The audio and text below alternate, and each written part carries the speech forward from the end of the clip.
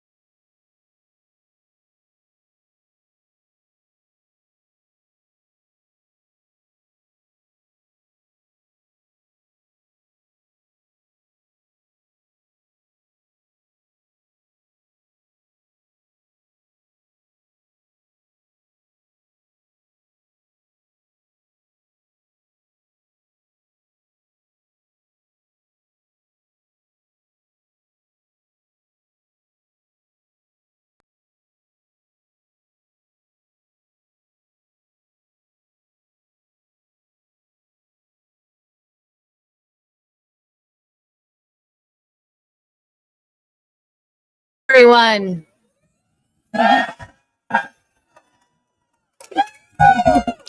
Thank you all so much for being here. What an incredible sight. I am so inspired. Thank you for coming. We are gathered here at this historic moment and in front of this storied building. Not that better? Not just as lawyers, judges, and legal professionals, but as guardians of something much greater than ourselves, the rule of law itself. Look around you. In over 48 cities across America at this very moment, thousands of legal professionals are standing just as we are, united in defense of judicial independence, the integrity of our profession, and the constitutional principles that define our nation.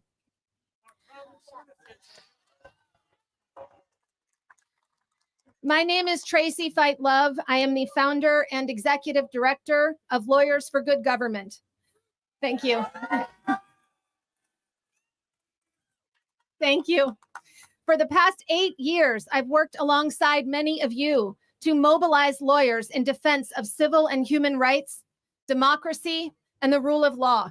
But I can say without hesitation, we have never faced a moment quite like this one. The oath we took as attorneys has never carried more weight than it does today. We swore to support the Constitution of the United States, not just to passively respect it, but to actively defend it when threatened. And make no mistake, that's right, those threats are real and immediate, and we will not be silent in the face of these attacks. We have witnessed executive orders targeting law firms for representing clients adverse to this administration. We've seen judges face impeachment threats for upholding the law. We have watched as court orders have been treated as optional suggestions rather than binding mandates. This is not about politics or partisanship. This is about principles that transcend political divides.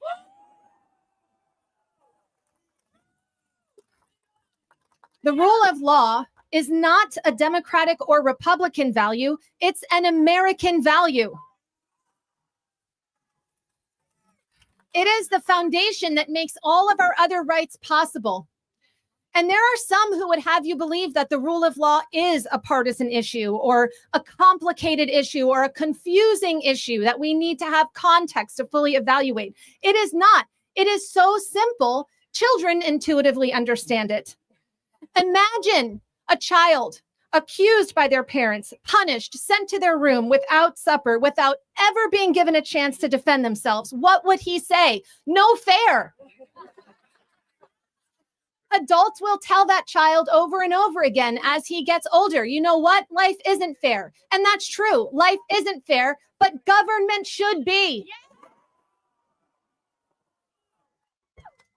That is what the rule of law is designed to protect, to create a fair, just government of the people.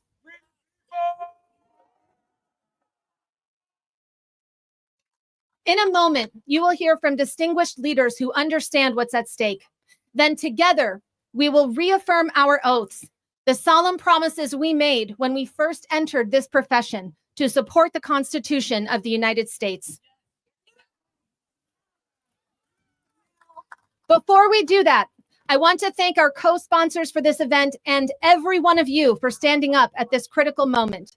Thank you to these co-sponsors: Alliance for Justice, American Constitution Society, Asian Pacific American Bar Association of DC, the Bar Association of the District of Columbia, the Hispanic Bar Association of the District of Columbia, the National Association of Criminal Defense Lawyers, the National Bar Association, the National Women's Law Center Action Fund, Partners for Democracy, the South Asian Bar Association of Washington, D.C., the Washington Bar Association, the Women's Bar Association of the District of Columbia, Women Lawyers Forward, and Women Lawyers on Guard Action Fund.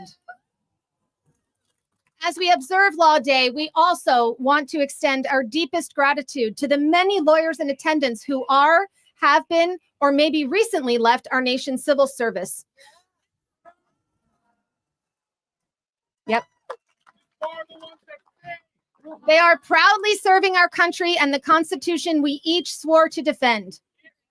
I know, for example, that we have many distinguished guests in the audience who until recently served in the Civil Rights Division at the Department of Justice.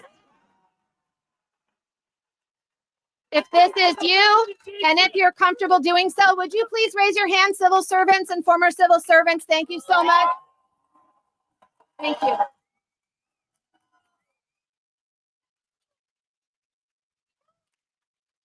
I want to say this to you and every other civil servant in attendance. We see you.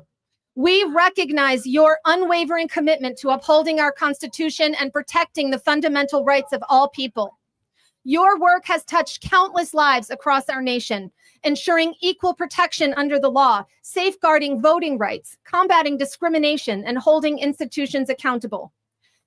I would also like to take a moment to publicly acknowledge and recognize the members of Congress who are standing in support of the rule of law today.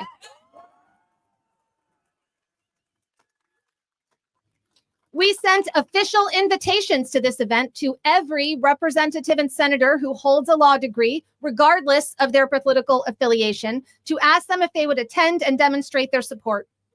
In response, I am pleased that the following members of Congress are here in attendance, and we are so grateful for them being here. You will hear from each of them a bit later on. Senator Chris Coons of Delaware, Representative Sam Liccardo from California, Representative Jamie Raskin from Maryland, Representative Glenn Ivey from Maryland, Representative Suzanne Bonamici from Oregon, Representative Lizzie Fletcher from Texas, and Representative Hank Johnson from Georgia. Thank you. And last but not least, our next speaker, who I am honored to introduce, Congresswoman Mary Gay Scanlon, representing Pennsylvania's 5th Congressional District since 2018. Congresswoman Scanlon has dedicated her career to serving the most vulnerable, first as a lawyer and now in Congress. She currently serves on the House Committee on Rules, House Judiciary Committee, and serves as ranking member of the House Judiciary Committee's Subcommittee on the Constitution and Limited Government. She also chairs the House caucuses on access to legal aid, youth mentoring, and foster youth.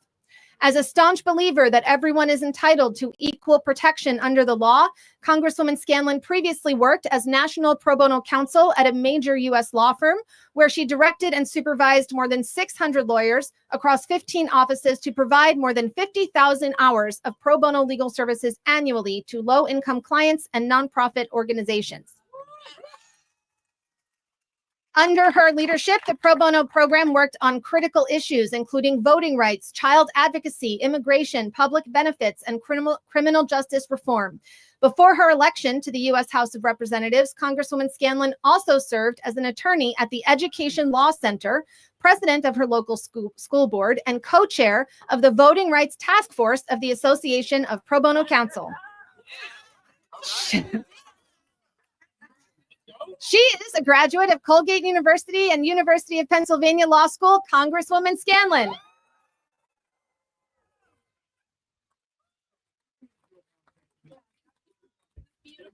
Thank you.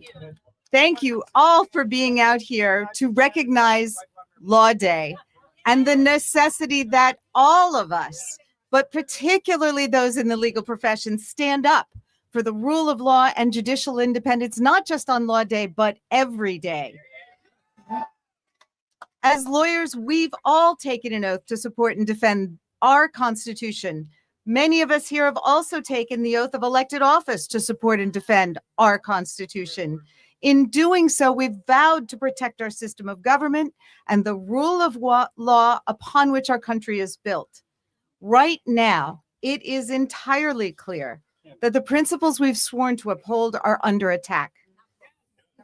I think you all understand the urgency of this moment. Those in power are testing fundamental boundaries. Their actions are flying in the face of our American tradition that no one is above the law. And we're seeing them hope that the accountability system and checks and balances upon power enshrined in our Constitution will not hold. But as attorneys, we have a crucial role in ensuring that it does hold.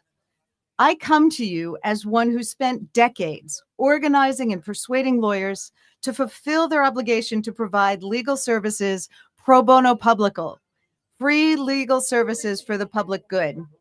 I believe now is the time to build on the call to action of President John F. Kennedy in 1963.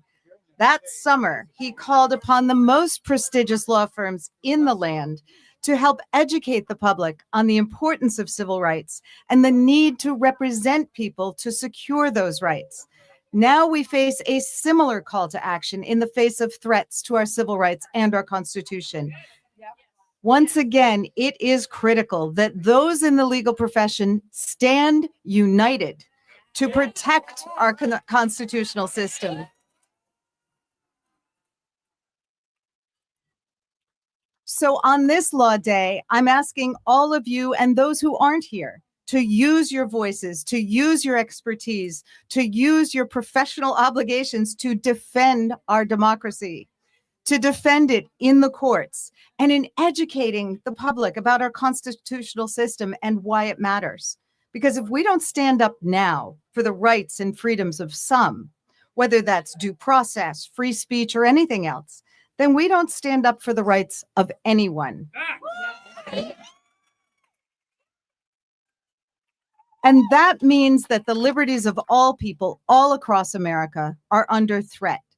It is particularly important in this moment that we show young Americans that this isn't an abstract academic exercise, because they understand, I think as Tracy just indicated, they understand that just as with schoolyard bullies, when those in power challenge the rule of law, they challenge decency and fundamental fairness. Each incremental violation is designed to test what we will tolerate. It's calculated.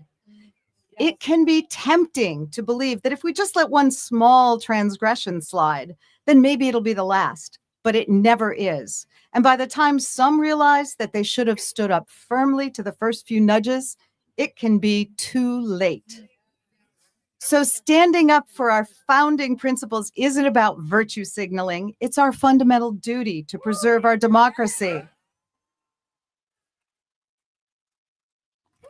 This is our gift to future generations. It's how we plant stakes in time and declare what matters, even if a small act may seem trivial in the moment, but to allow someone or a group of people to trample on the carefully crafted checks and balances in our Constitution or the liberties enshrined in the Bill of Rights or other amendments, that's a disgrace. A society that abandons its core principles is a deeply troubled one. And Law Day, May 1st, was established by President Eisenhower to celebrate the rule of law after the horrors of World War II showed us the consequences to a free society when the rule of law breaks down. The rule of law is not an abstract. It's a living ideal that must shape our everyday lives. One that all of us must live up to, particularly those in the legal profession. It's a principle we can't take for granted and one we need to defend. We must stand up to dangerous attempts to undermine our Constitution. We must uphold the rule of law, judicial independence, and the independence of the legal profession.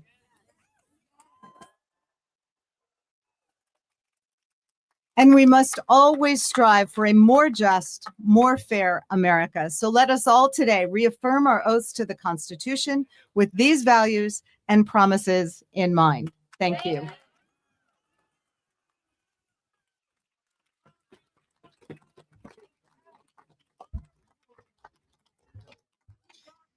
Thank you so much.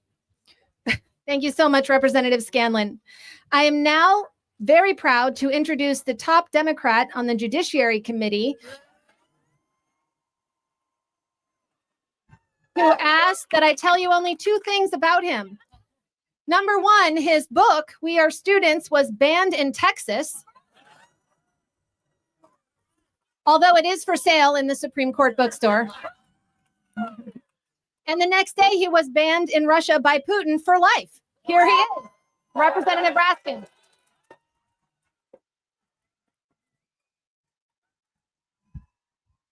Hey, everybody.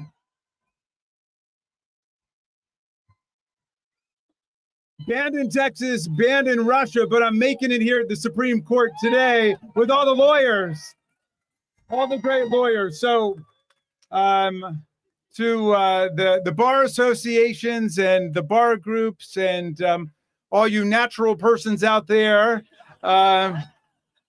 thank you for exercising your right to petition for redress of grievances, your right to assemble, your right of free speech, right here in the nation's capital, right in front of the Supreme Court. What an honor it is to be with you guys.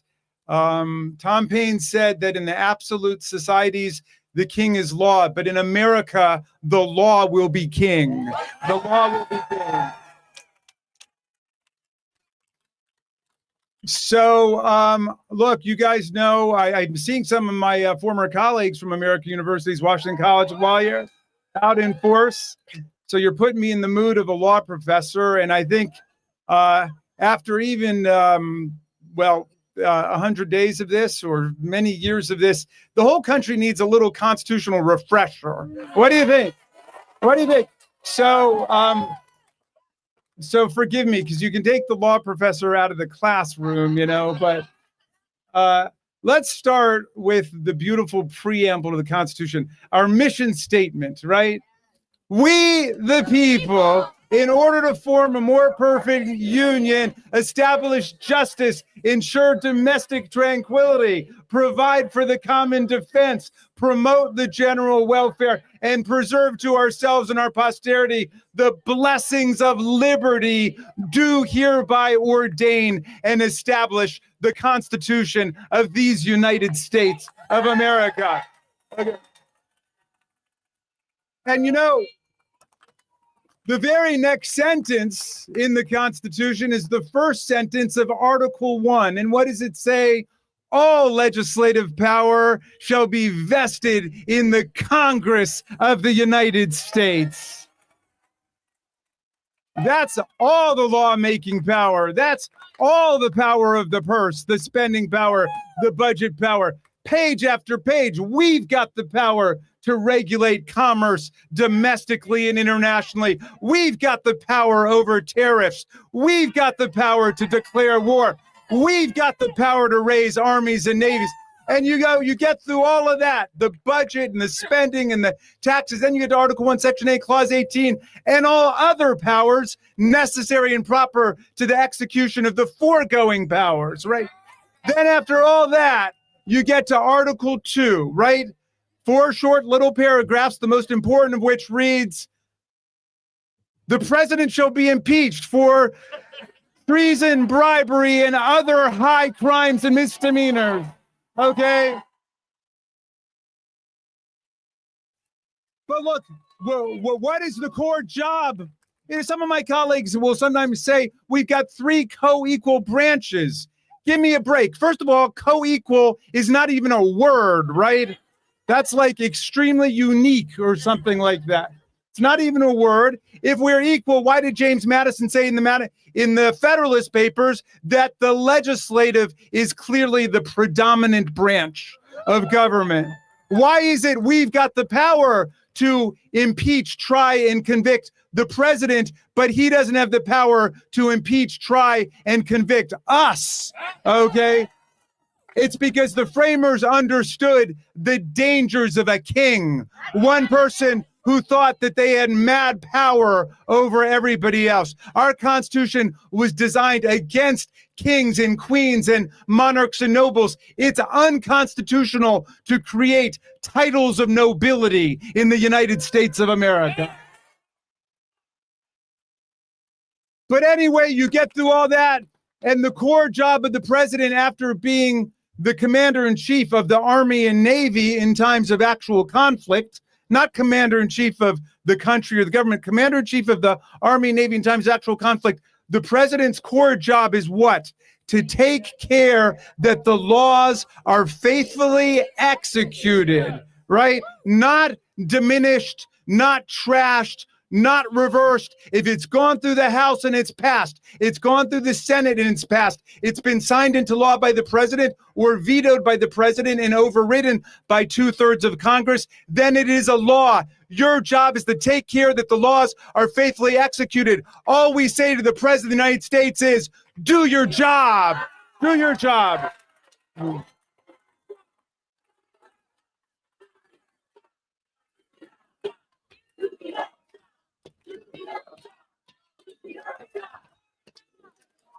Now, fortunately, we've got Article 3, right?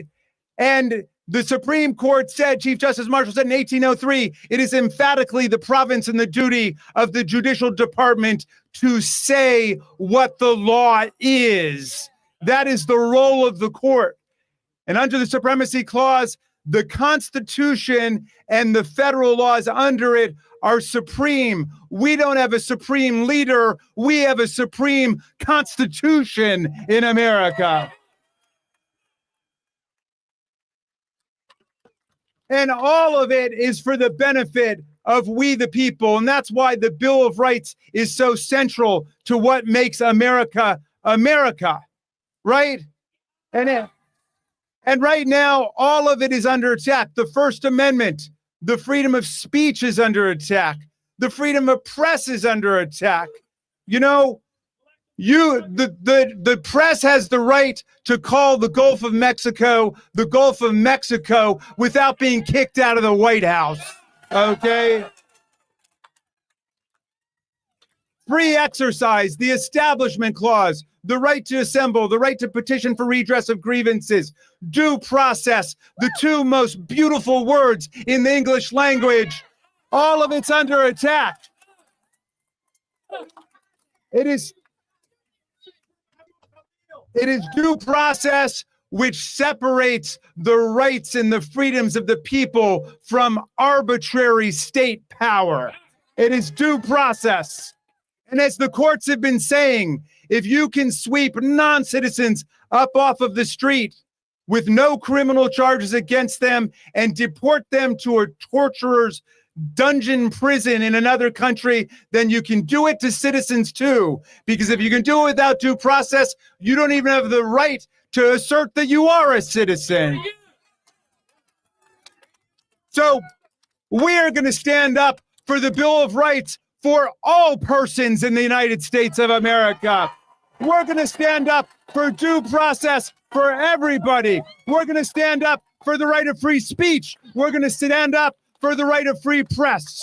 My friends, I'm going to leave you with the words of some of the great democracy patriots, because there's no democracy without the rule of law, just like there's no rule of law without lawyers. And there's no rule of law without democracy. You don't find it in the dictatorships, in the tyrannies. Democracy and the rule of law go together, and they stand best when they stand together. And so I want to quote to you first a great lawyer, Thomas Jefferson, who at another time like this, in fact, they're invoking some of the same laws today, at the time of the Alien and Sedition Acts, the time of the 1798 Alien Enemies Act. A friend wrote Jefferson, despairing of the condition of the country. And Jefferson wrote him back and he said, "A little patience, and the reign of witches shall pass over. Their spells dissolve, and the people recovering their true sight will restore their government to its true principles. In the meantime, we're enduring all of the malignities and horrors of this period. But if the game runs against us sometimes," Jefferson said, "then we must have patience until our luck turns, because this is a game where principles are at stake." the great Thomas Jefferson.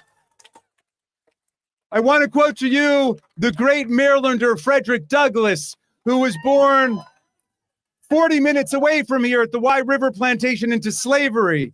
And he escaped from slavery to become our great freedom fighter through the Civil War, through Reconstruction. And Frederick Douglass said, if there's no struggle, there's no progress. And the struggle may be moral, it may be physical, it may be moral and physical, but there must be struggle. Power concedes nothing without a demand. It never has, and it never will. A message to you from the people of Maryland.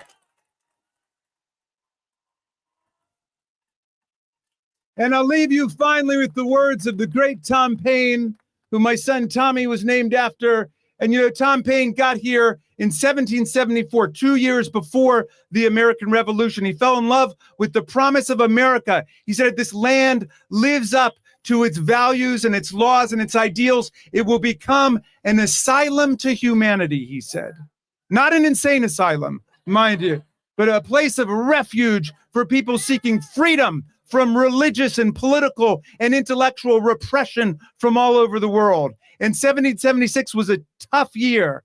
Half the people were running around saying, you can't beat the kings and the queens and the monarchs and the autocrats. For most of history, people have lived under tyrants like Vladimir Putin. You can't disentangle church and state. But half of the people said, no, let's give it a chance. Let's try to wrest government on the principle of the consent of the governed, and all persons having unalienable rights like life, liberty, and the pursuit of happiness, and all of us being created equal.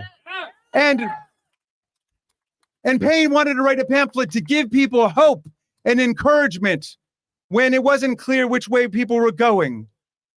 And he wanted people to pledge to each other their sacred honor, their fortunes and their lives, their property, to hang tough for democracy and freedom. And he wrote this pamphlet called The American Crisis. I'm going to quote a little passage for you, and I'm going to update the language pursuant to strict instructions from Nancy Pelosi, who said Tom Paine was a feminist, and that he was. He wouldn't mind. And he was fighting for women's voting rights back in the 18th century. But anyway, Paine said, these are the times that try men and women's souls.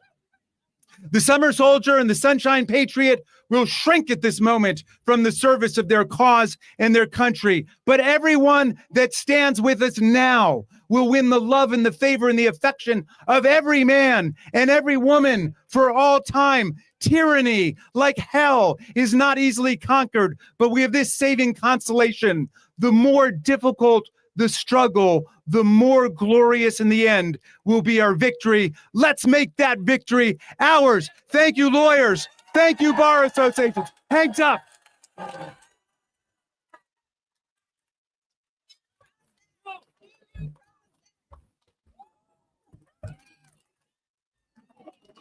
Thank you. Thank you, Representative Raskin.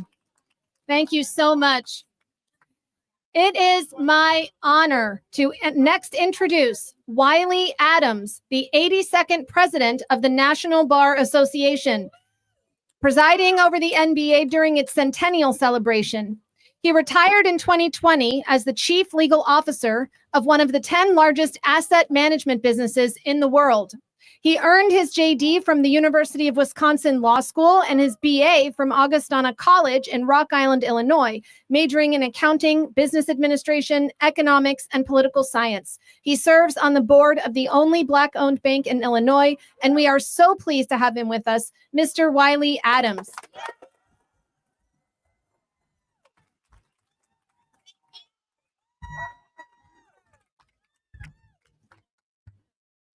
Greetings, good afternoon. Distinguished guests, colleagues, and friends. And I want to take a moment of privilege to introduce you to our Vice President of Sections and Divisions, Kimberly Ward, and also to my partner in justice, my lovely wife, Lisa Adams, who's here with me today. So it is an honor to stand before you today on National Law Day, a day when we pause to reflect not only on the law that govern us, but on the deeper ideals that define us.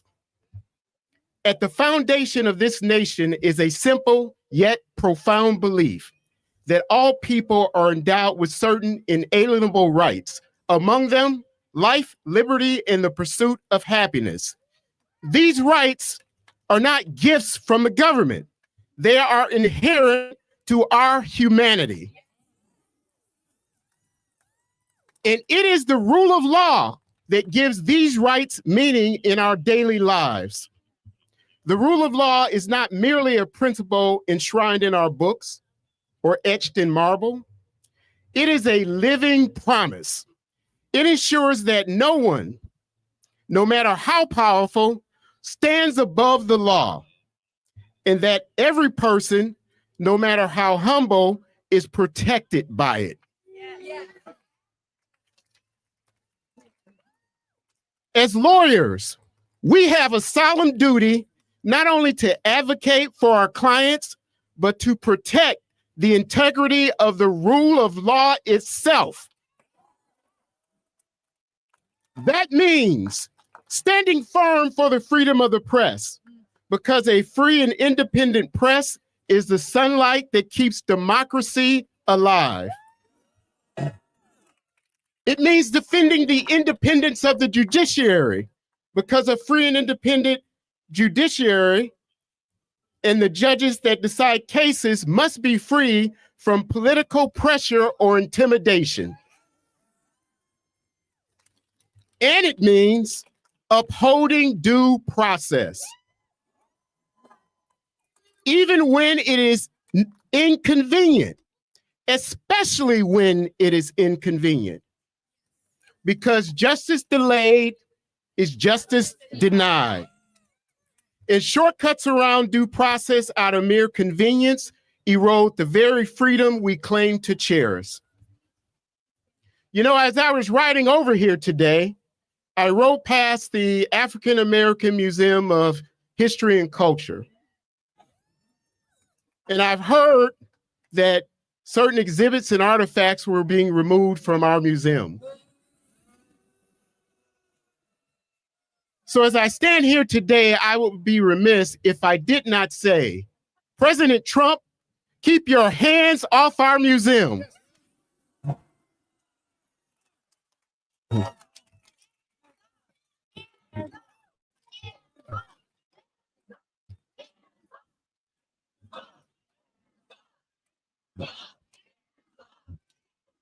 So today, the challenges we face are real. Attacks on truth, on institutions, on the very fabric of democratic governance. So on this National Law Day, we dedicate ourselves to the cause of justice. We stand in proud tradition of those who understood that the rule of law must be a shield for the vulnerable, not a weapon for the powerful. So let us leave here not just as practitioners of law, but as guardians of liberty, protectors of democracy, and champions of enduring American promise. Thank you, and may justice always light our path. Thank you.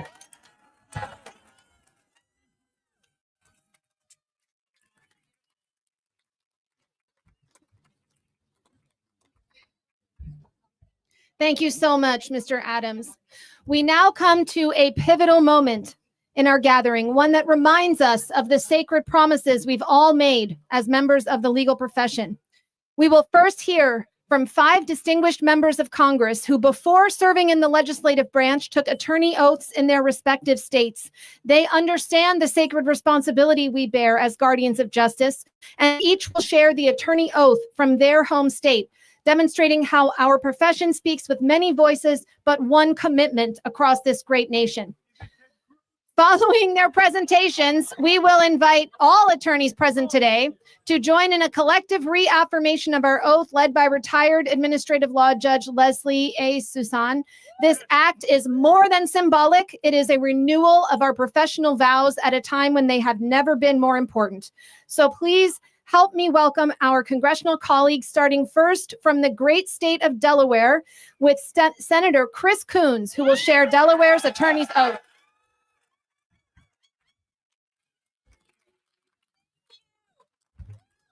Good afternoon, everybody. How are you? Are we proud to be Americans living under a constitution in a nation dedicated to the rule of law? In 1992, I took the oath as a young Delaware attorney. I've been a member of the Delaware Bar ever since. And as a member of the Senate Judiciary Committee, I've conducted confirmation hearing after confirmation hearing. I have questioned and pressed and asked for commitments for a generation of federal judges to respect and observe the rule of law. From attorneys general to federal prosecutors to judges, my question has always been, do you understand that we all swear an oath to uphold the Constitution, not an oath of loyalty to any one politician, potentate, prince, or self-appointed king? And I've let the answer to that guide for whom I have voted. My small state was the first state to ratify the Constitution. And our small but mighty bar of 3,200 members is proud to have contributed what we have to our nation's independence. So it's an honor to count you among those who gather to celebrate Law Day and to repeat the somewhat quirky, a little antiquated, but fabulous lawyer's oath from Delaware. I do solemnly swear or affirm that I will support the Constitution of the United States and the Constitution of the State of Delaware, that I will behave myself in the office of an attorney within the courts, accounting to the best of my learning and ability, and with all good fidelity, as to the court, as to my client, and that I will use no falsehood, nor delay any person's cause through lucre or malice. So help me God. Thank you all.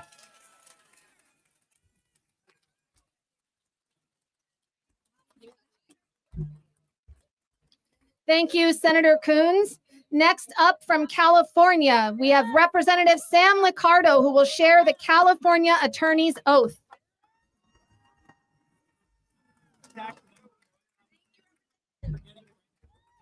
Well, good afternoon. We got any attorneys around here? That's good, because we're going to need some pretty soon. My words to you are very simple. Thank you.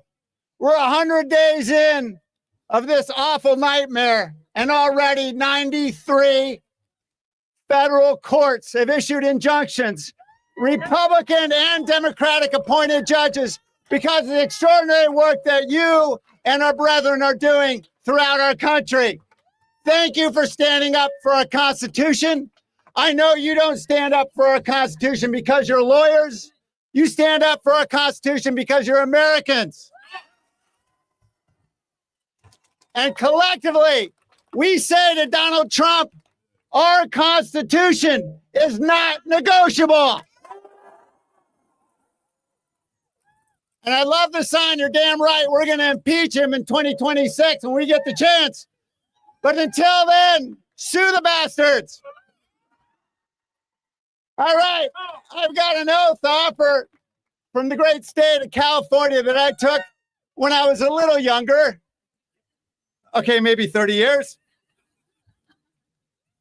I solemnly swear that I will support the Constitution of the United States and the Constitution of the state of California, and that I will faithfully discharge the duties of an attorney and counselor at law to the best of my knowledge and ability. As an officer of the court, I will strive to conduct myself at all times with dignity, courtesy, and integrity. Thank you all for what you're doing throughout our country.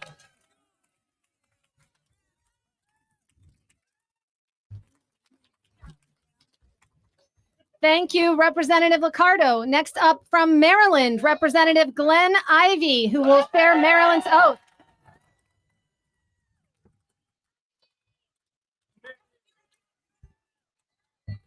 How you doing out there?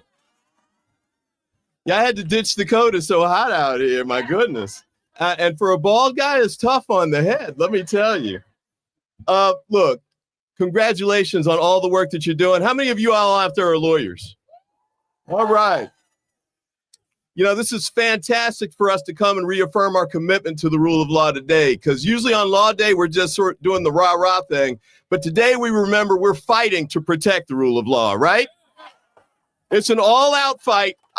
There's a sign behind me about Kilmar Abrego Garcia, a young man who was taken out of my district and whisked off to El Salvador, to the most dangerous prison in the world, without any kind of due process. And the Republican colleagues have the nerve to say that he actually got due process, because in 2019, there was a judge who said, don't send him to El Salvador, or don't put him with MS-13. But that's exactly what the Trump administration did. And they acknowledge it was wrong, but they still defend it and still won't bring it back. We won't stand for that, will we? We've got to fight to make sure that he gets brought back. And think about the 4-year-old kid that they just sent out of here. Stage 4 cancer. Can you believe it? And they didn't even let him take his medicine with him. And they're still standing trying to defend sending him out of here. It's illegal, it's wrong, it's unconstitutional, and we're going to beat it, right? This is a fight for the heart and soul of the United States of America and democracies around the world. This is a pivotal moment in history, and we've got to make sure we're going to win, aren't we? Yeah! We got to win. All right, I'll do the oath real quick. I'm going to do the DC oath because it's shorter. I'm also a member of the DC bar. I, Glenn Ivey, do solemnly swear or affirm, let me put my hand up, that as a member of the bar of this court, I will demean myself uprightly and according to law, and that I will support the Constitution of the United States of America. Donald Trump, are you listening? Pam Bondi, are you listening? Are those lawyers who are going in pretending that Garcia should be in El Salvador, are they listening? We've got to make sure that they hear what we're saying today, so they follow due process and follow the rule of law. Thanks so much, and keep up the fight.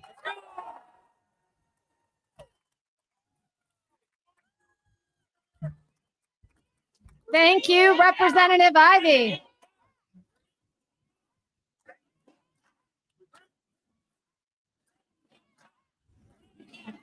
Thank you.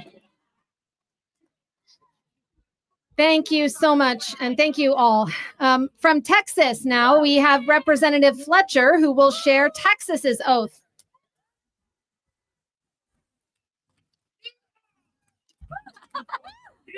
Oh, thank you so much. Oh, what a beautiful sight. I'm so glad to see all of you here today and to be here with all of you today. With my wonderful colleagues who are so inspiring.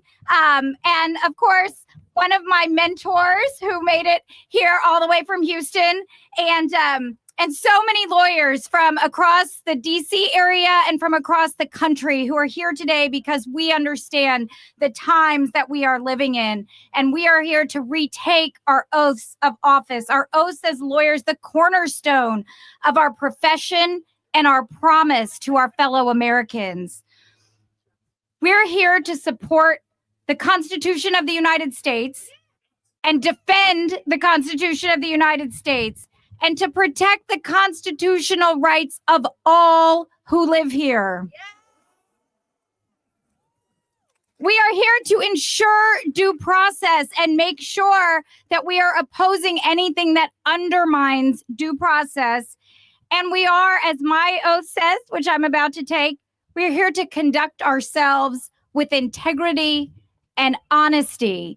And that is what we do as lawyers, as representatives and members of the bar. And it is what we need all Americans to do today. So I'm so proud to retake the oath that I swore when I was admitted to the State Bar of Texas back in 2006.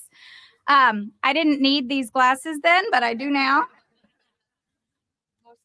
I, Elizabeth Pannell Fletcher, do solemnly swear that I will support the Constitution of the United States and of this state, that I will honestly demean myself in the practice of law, that I will discharge my duties to my clients to the best of my ability, and that I will conduct myself with integrity and civility in dealing and communicating with the court and all parties. So help me God.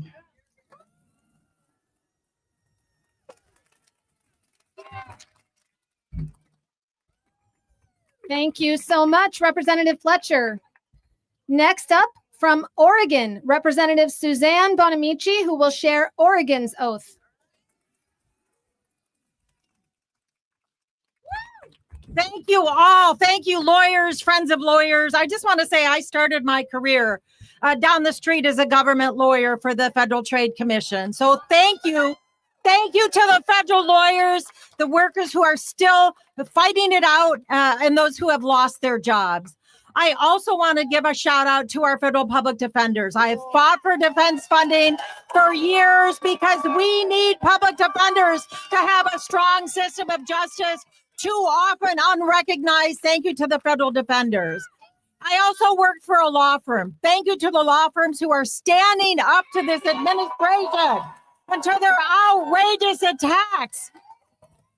Thank you to those law firms.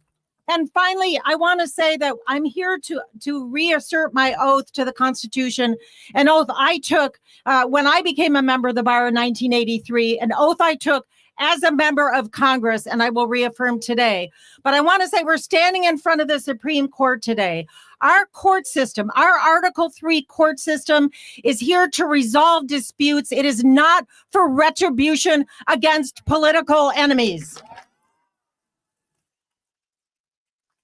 So I, Suzanne Bonamici, swear that I will faithfully and honestly conduct myself in the office of an attorney in the courts of the state of Oregon, that I will observe and abide by the rules of professional conduct approved by the Supreme Court of the state of Oregon, and that I will support the Constitution and the laws of the United States and the state of Oregon. To the court, opposing parties, and their counsel, I pledge fairness, integrity, and civility, not only in court, but in all written and oral communications. Thank you.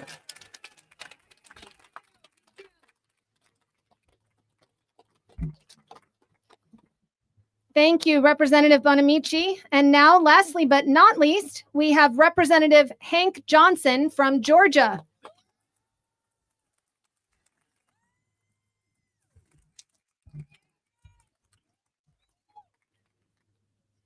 Good afternoon. In 1775, 250 years ago, at the Second Virginia Convention, in the run-up to the Declaration of Independence, July 4th of 1776, these words were uttered by an American patriot, a farmer, a politician, and a lawyer. His name was Patrick Henry, and he uttered these 7 words: "Give me liberty or give me death."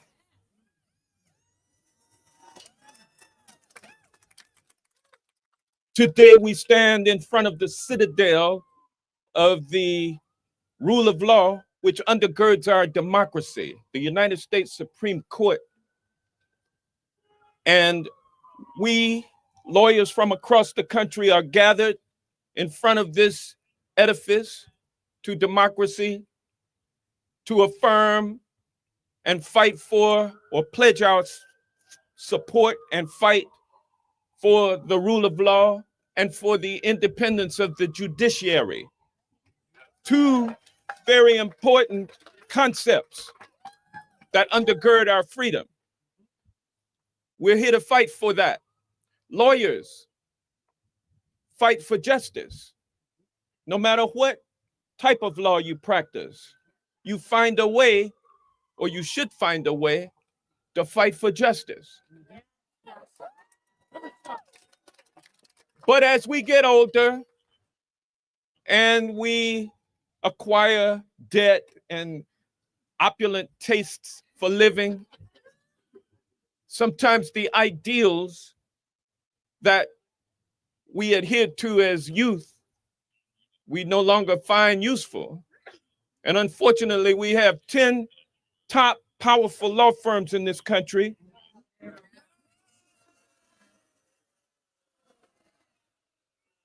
that should be supporting the rule of law, but instead they are conspiring and consorting with those who would undermine the rule of law.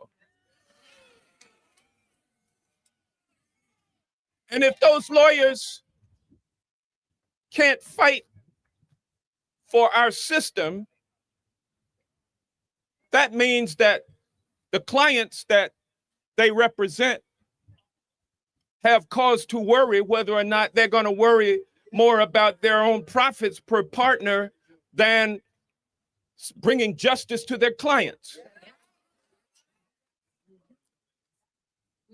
So as a lawyer who took the bar and passed and was sworn in front of a Superior Court judge in DeKalb County, Georgia, back on July 3rd of 1979, I took an oath similar to this one. The current one says that I, Henry C. Hank Johnson, Jr., swear that I will truly and honestly, justly and uprightly conduct myself as a member of this learned profession in accordance with the Georgia Rules of Professional Conduct as an attorney and counselor, and that I will support and defend the Constitution of the United States and the Constitution of the state of Georgia. So help me God.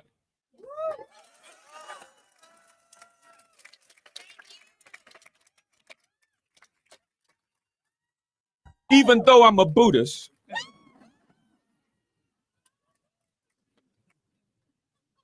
so ladies and gentlemen, let us never forget the vow, the oath, the pledge that we took as young lawyers to do justice. Let us never forget that. And let us remember, what would Patrick Henry think of us at times such as this? He said, "Give me liberty or give me death." Thank you, ladies and gentlemen.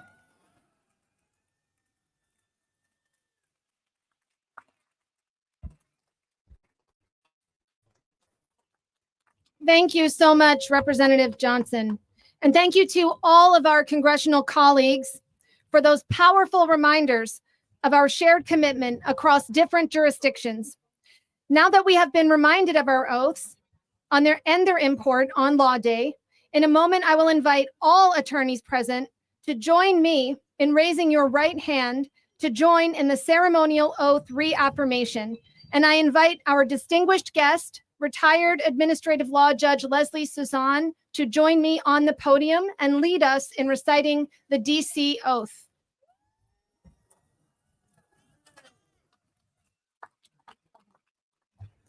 I just want to really quickly call out another category of lawyers and judges that haven't been mentioned. I just want to give a shout out to the administrative judiciary, which led the way in being under attack and is still under attack, and works tirelessly at state and federal levels to be sure agencies do, in fact, faithfully execute the laws. So please raise your right hand as we collectively reaffirm our oath to the Constitution and to our profession. I will read the oath and ask you to repeat after me, filling in your name. I, Leslie Suzanne, do solemnly swear that as a member of the bar of the court, I will demean myself uprightly and according to law, and that I will support the Constitution of the United States of America. Thank you. Thank you.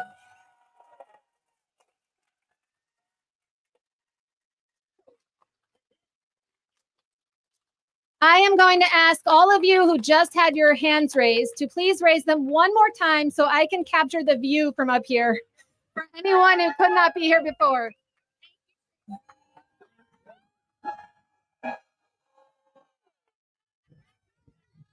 Oh no! Thank you all so much. Oh, just a moment while I get the papers that have flown away. Thank you. Okay. I hope that this moment of solidarity will strengthen our resolve to fulfill the promises we have made to our clients, to our courts, and to our country. Whatever challenges lie ahead, let us face them with the integrity and courage befitting members of this honorable profession. As we prepare to leave this gathering, and please don't leave quite yet, as we're going to ask everyone for a photo if possible, I want to thank everyone who made this extraordinary day possible. To our distinguished speakers, thank you all so much. Thank you for lending your voices to this crucial cause. To our partner organizations and sponsors, thank you for standing shoulder to shoulder with us in defense of these principles. To every attorney who retook the oath today, thank you for recommitting yourselves. Recommitting yourselves to the Constitution and the rule of law. That promise is not just words on paper, it is the foundation of our democracy. To every lay person who joined us, thank you for recognizing that this fight belongs to all of us.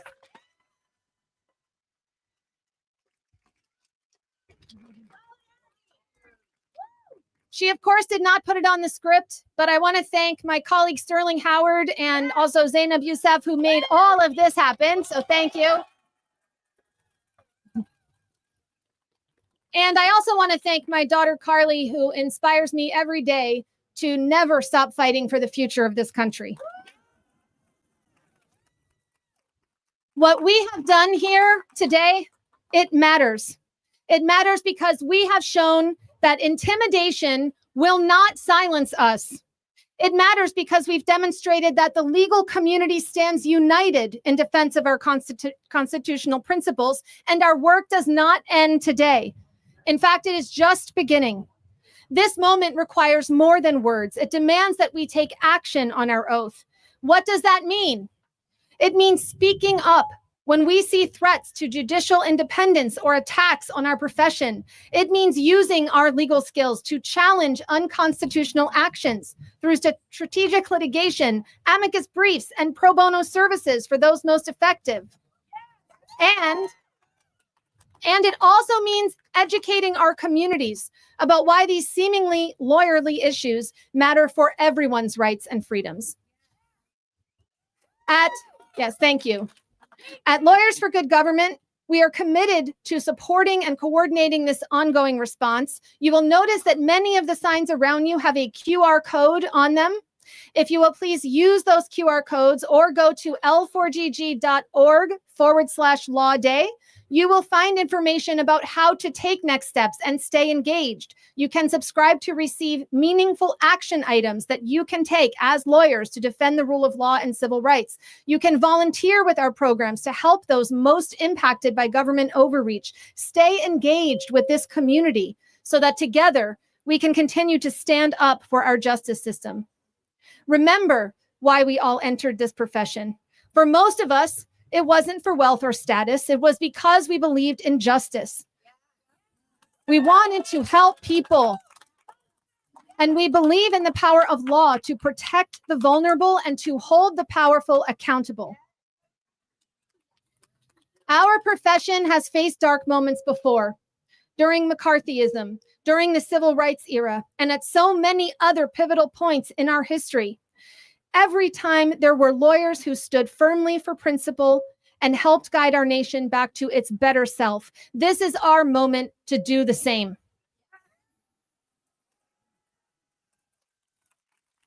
As we leave here today, please carry with you the knowledge that you are not standing alone. You are part of a nationwide community of legal professionals who refuse to be silent in the face of threats to our system of justice. Thank you for your courage, your commitment, and your presence here today. I have one final request before you disperse. We would like for all attorneys who reaffirmed their oath today to please, if you can, remain for just a few more minutes, and I will ask you to gather here in a moment in front of the stage for a group photograph. We hope We hope that this image will serve as a powerful visual reminder of this nationwide stand for the rule of law. When future generations look back on this moment, we want them to see not just words, but the faces of those who stood up when it mattered. So please, once I step away from the podium, please do not go on the steps of the Supreme Court. That's very important. But once I step away, please come forward and help us document this historic day. Thank you so much. Let us go forth and never stop fighting for the rule of law. Thank you. Thank you all. Thank you, everybody.